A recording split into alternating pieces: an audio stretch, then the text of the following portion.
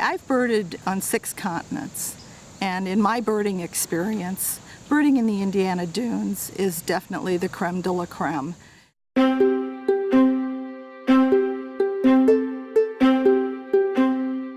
Few places in the Midwest rival Indiana Dunes country for great birding. More than 350 bird species live or migrate through here, winging their way across our open waters and landscapes of beaches, dunes, woodlands, wetlands, and prairie. Noted bird expert Ken Brock has authored the area's definitive guide to birding.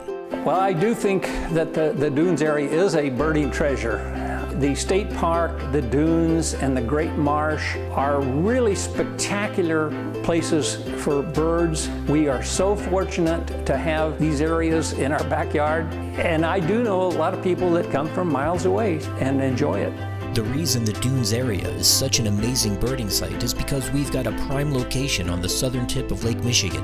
We're located right at the crossroads of many of the major migratory paths. So it makes it a draw for a lot of bird watchers that can see not only the diversity of birds, but then just the quantity of birds because of Lake Michigan.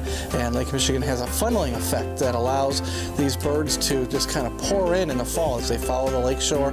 They end up here at Indiana Dunes for us to be able to see. Every season brings new and different birding adventures to the Indiana Dunes, so there's always a birding program or two going on at the state park.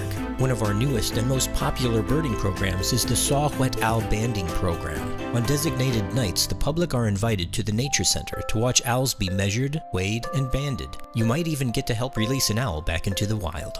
When you're ready to spread your wings and take off on your own, don't forget to bring these essential birding items. You have to have binoculars.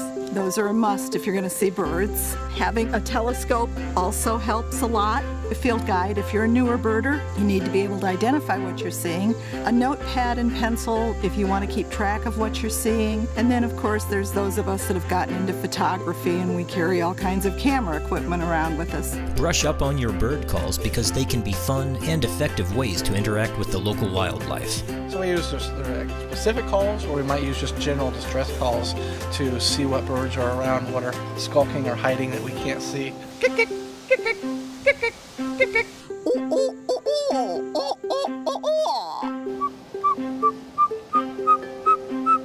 When you're out in the woods and you know there's birds around, you might hear the little chip notes going on and you really want to see them. So we birders have a little trick we call pishing.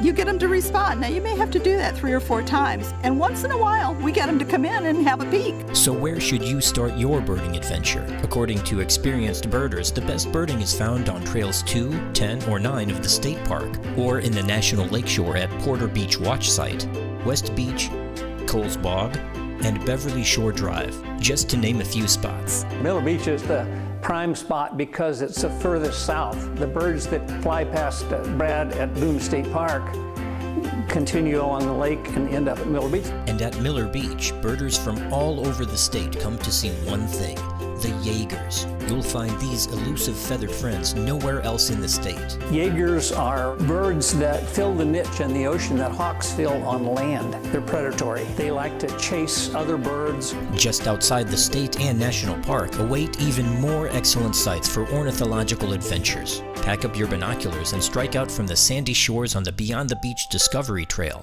It'll guide you to more than 50 sites that showcase our region's greatest natural and cultural treasures, including spectacular birding sites like the Jasper Pulaski Fish and Wildlife Area, where you can witness one of the most highly anticipated migrations in the area, the fall arrival of the sandhill cranes.